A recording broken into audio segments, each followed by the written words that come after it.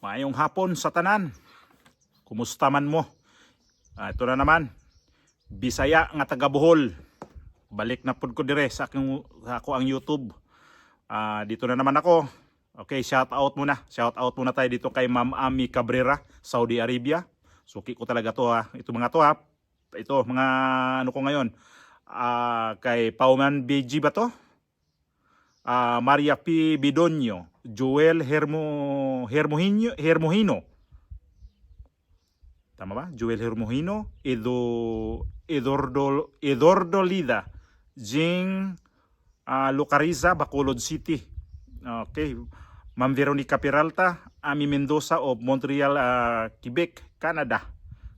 Alam ko marami nanonood sa Canada kasi kita ko yan sa aking sa aking analytics. Marami ho kayo nanonood diyan. Shout out po sa taga Canada.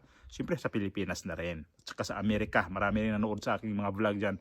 Kay Ma'am Shania o kaya Chrislyn Vlog.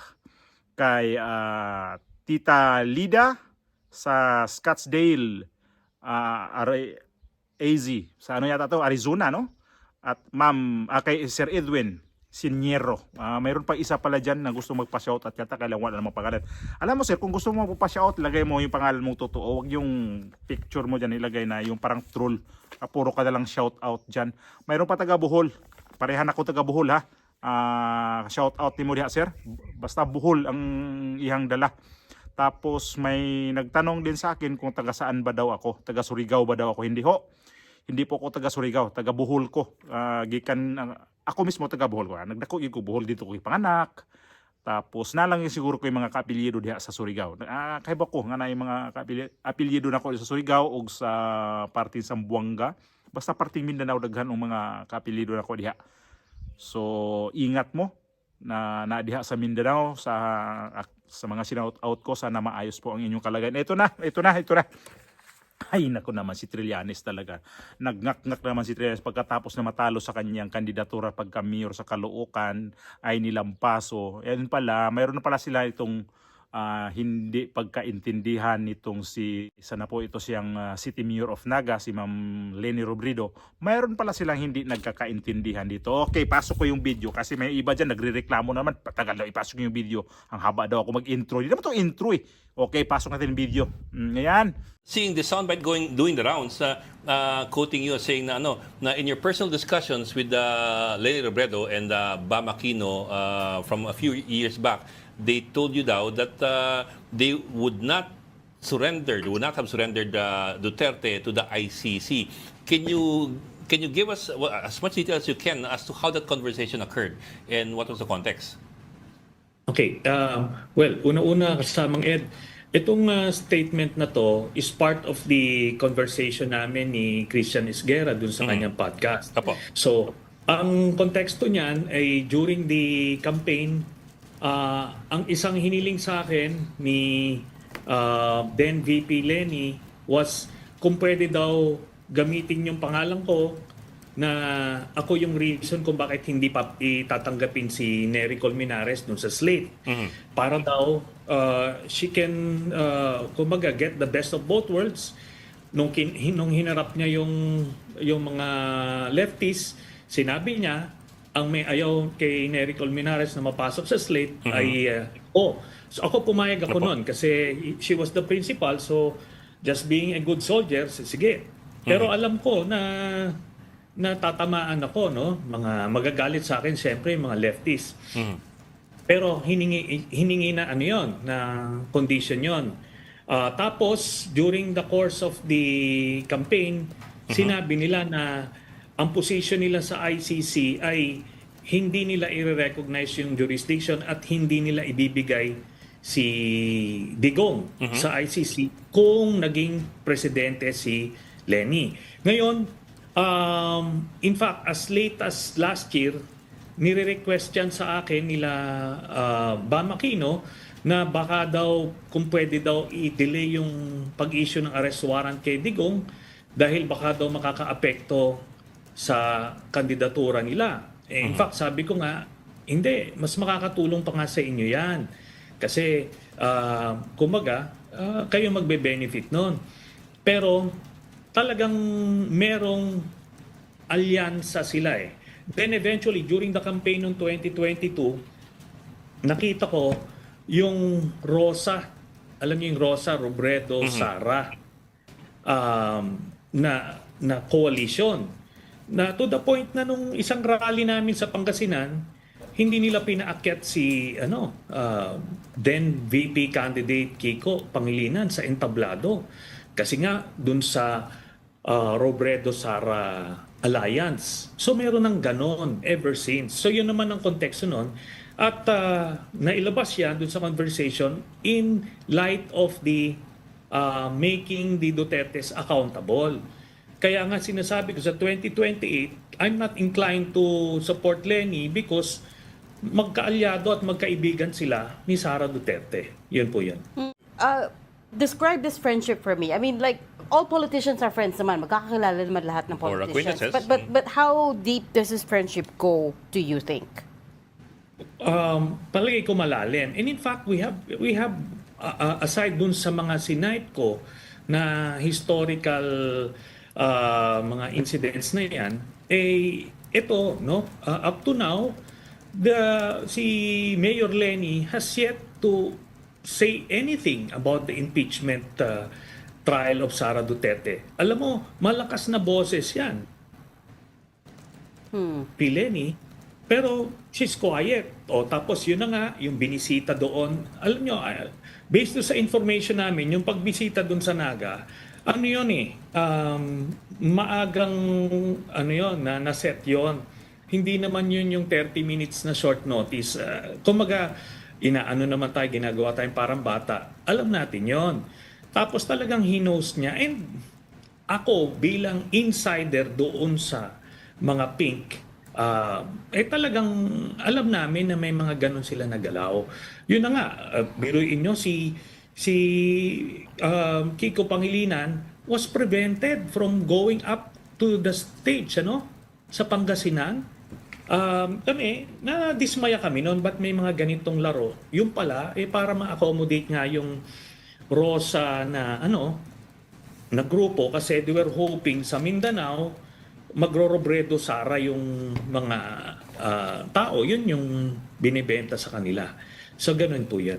Ano naman sabi ko nga, we're not born yesterday. Alam natin ito. Tsaka, alam ni in fact nagma-micromanage yan si Lenny sa kampanya noon. She will just feign ignorance para may deniability. Kaya kung nga sinight yung ginawa dun sa mga leftists noon na ang name drop, ako ang may ayaw. Pero hiningi niya yon. Sinabi niya yun sa akin na ako yung gagamitin niya. So kumbaga meron siyang ganong mga taktika para makuha niya yung mga kumbaga best of so many worlds, kumbaga. Pero alam niya yon. Siya yun meron lang kasi ang karamihan sa inyo, meron kayong image of Lenny Robredo as somewhat parang pristine na pagkatao na naive sa politika. No, alam niya yung mga taktika na ganyan. That, by the way, that doesn't make her a bad person. Ang sinasabi ko lang, meron siyang mga ganong laro. Alam niya yung mga ganyang laro ng politika. Pero si Sara, ang pinag-uusapan ho natin, ay iba ang kanilang samahan at dun sa tatay. Yun po yan. And may mga sinight po ako ng mga incidents para nga to prove my case. At alam ko po yan, sinabi sa akin yan yung hindi pagbigay kay Duterte sa ICC because yun daw magiging policy nila. Yun po yun. May background ba yung friendship ni Mayor Lenny with Sara Duterte? Meron po. Parang wala kasi... Okay, ganito po. I-google nyo na lang po. Lenny Robredo, Sara Duterte friendship beyond politics. I-google nyo. May mga articles about that. So kumbaga, ako bilang insider, hindi naman ako magsasalita ho ng ganito na parang anong purpose ko nito? I'll be fabricating this information. Sana ho kumbaga bigyan naman ako ng konting credit na wala akong ganong history. Nakita nyo ang reaksyon ni Trillanes. na base na rin sa napanood ko sa kanyang i-analyze natin. So si Trillanes pala ang laki ng tampo dito kay VP Sara. Kay VP Sara. Hindi, kay VP Sara galit na galit talaga to siya sa mga Duterte. At ito na ngayon, baka kanina sinabi ko si VP Sara yung VP Leni Robredo na mayroon silang hindi pagkaintindihan. At ito na nguna tong bakla na to. Bakla ba si Trillanes? Bakit lagi na talaga yung mga babae ang tinitira nito sa kanyang pagkadadairo ba? Pagkadada. Tapos ang tinira pala niya dito, tatlo. Itong si Bam Aquino, itong si Kiko Pangilinan at itong si Leni Robredo na ngayon nga ay isang mayor na ho dyan sa Naga City. At bakit ba, Mr. Trillanes, ano pa pang hinahanap mo? Gusto mo talaga ubusin ang mga Duterte na ipakulong? No? Na itong si dating Pangulong Duterte, ayaw na nga tingkagol na sa kulungan Ano niya, pinadala mo na Ikaw naman talaga promotor din yan. Dami-dami yung mga promotor dyan Ikaw yung nanghahagilap ng kuno ebidensya. Ayun na nga, napadala mo na nga At ito pa, isunod daw niya si Bato at saka itong si Ang. Ano ba yan? Itong si Bongo. Bata Ang yun. Ito si Bongo, isunod niya si Bato. At may isa pa daw silang tinatarget. Baka itong bago matapos ang taon na to o early next year daw ang kanilang tinatarget kung sino man yan. Basta ang siguradong binanggit niya, ito si Bongo at saka si Bato de la Rosa. At bakit kagalit na naman dito kay Leni Robredo? Kaya pala ang iyong ngayon, ang gusto mong magiging presidente itong si Risa Hontiveros kasi di pala kayo bati ni Ma'am Leni Robredo kasi pinklawan ang sabi niya. Anong sabi niya kanina? Pinklawan daw. Uy, pinklawan daw. Itong pinklawan at saka dilawan parehas lang naman yan O mabay no? Pink at saka yellow magkaiba pero ang pinagalingan niya, ang pinakaugat niya na pink ni Leni Robredo dilawan kasi liberal yan Dinala lang ni Leni Robredo, ayaw niya magdala ng liberal na kulay. Kulay dilaw. Sa kanyang kandidatura nung tumakbo siya ng pagka-presidente, pink ang dala niya. Kaya ang niya, pink lawan. Ito si Trillanes, pink lawan ang kanyang tawag na mayroon pa daw namumuo ang Rusa, no? Rusa daw. Robredo, Sara. Yun ang ibig sabihin niya.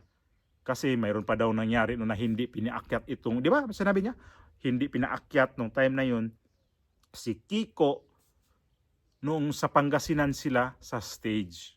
Kasi nga mayroon na silang doon ni Leni Robredo at saka si Sara Duterte para mabitbit ni Sara itong si Leni Robredo sa Mindanao. Saan sa nakakuha ng information na ang lakas ng radar nitong bakla na to, no? Sabihin ko talaga sa kanya, bakla kasi pumapatol sa babae, walang kaawa-awa itong si Trillanes Ngayon pala, doon pa lang sa pagkakandidato ni VP Sara pagka-presidente, VP Sara na naman, VP Leni Robredo, mayroon na pala silang hindi pagkaintindihan ito, gawa nitong kay Pangulong Duterte na gusto talaga niya na ipadala sa dahig sa ICC. Napadala na niyo naman na natupad naman na yung plano Ayan na nga dito na yung Pangulo dito sa dating Pangulo dito sa dahig. Ano pa bang hinahanap nyo? Ubusin yung mga Duterte, ubusin. Jesus. Di nyo kaya ubusin yan. May sabi nga sa itong ipapahuli sa ICC, hindi daw kasama si Sara. Ino na naman Parang inano naman yung mga tao na hindi kasali si Sara Duterte. Pero plano yan. May plano Tapos ngayon, ang impeachment, gusto talaga, ito kasi siya impeachment ni VP Sara at pagpahuli kay dating Pangulong Duterte, isa to siya. Kasi nga di ba pumupunta to dati sa sa Quadcom dati. Nagkukumpas to. Ito Quadcom naman pala shout out sa mga taga Quadcom na mga animal yan. Buhay na naman ang negosyo ng Quadcom ngayon. Nag-privilege speech kanina si Abante. Na yan na yung business na hindi natapos nila noong 19th Congress, tuloy nila ngayon sa 20th Congress. Yan ang sabi niya kanina. Ang kapal naman na mukha ni Abante, akala mo nanalong totoo yan. Peke ng congressman yan Sus, Abante. tumanda ka na lang, wala ka talaga. Tapos papastor-pastor ka pa, tapos wala din. Ay ngayon, anong gagawin natin doon kay Trillanes? Ano kayang sobrang dada na eh. Natalo ka na kapag ka mayor. Ayan na naman ngayon. Ito mga media, itong ano naman no, ABC 5, ay ABC News 5, pinatulan na naman to. Kinuhaan nila ng opinion tong si ano, ito talaga naman ang mga media ngayon. Grabe talaga. Sobra talaga kayo mga media. Wala na talaga kayong, wala na kaming maaasahan sa inyo talaga na ano, na magandang ibabalita. Talaga naman kapag against ka sa mga Duterte, yan ang ginagawa ninyo. So tingnan natin yung ano, itong mag-eleksyon na kasi ito si VP Sara di naman talaga ito ma-impeach. Ayun kanina, di ba ang Supreme Court, yun na, sumagot, pinapasagot na to si VP Sara sa itong final din na sa House of Representatives. Pinapasagot to si VP Sara. Binigyan ng 10 days ba yon? Binigyan na. So sagutin ni VP Sara yan. Pagka maayos na ho yan, planchado na lahat yan, basura lahat ang impeachment ninyo. At ikaw, Trillanes, kung dada ka pa ng dada, nako, ano kayang susunod? Sino na naman kayang sisiraan mo naman? Ito naman, umpisa na naman inaanay nito, si Leni Robredo pala nito. At sinagot pala to ni, ng si Gutierrez, yung spokesperson ni former Vice President Leni Robredo, na kung anong niya, nakikita niya, wala namang problema sa amin yun. Pinagtawanan lang siya. Wala na talaga maayos na utak to. So, Trillanes, nako po, umanda ka na lang talaga kung saan ka tatakbo itong sunod 2028. Baka tatakbo to ng Vice Presidente ni Risa Hontiveros. Pag ito ibit-bitin ni Risa Hontiveros, tingnan nyo. Yari si Risa Hontiveros nito. Kasi di ba kanina sabi niya, parang pinain siya sa mga leftist daw ni Rico Luminares na ayaw ni Leni Robredo na dalhin si Rico Luminares sa kanyang lineup. Ayaw mag-endorso ni Leni Robredo. Kaya kinausap daw siya na ikaw na lang di si Rico Luminares welcome dito sa sa aking lineup. Di ba laglagan sila? Ay naku, naglaglagan na. Di pa nga, ang layo pa nga ng 2028. Ang laglagan na sila. Ganyan ito, sirain niya. Sirain ako, sirain niya. Ay naku naman, mga chismoso talaga. Tayo naman, gustong-gusto natin ng mga chismis na ganito. Gustong-gusto ko. Para makita natin ngayon ba ang lakaw sa politika sa Pilipinas na umpisa na. Itong House of Representatives, tingnan nyo. Tingnan nyo to ang mangyayari ito.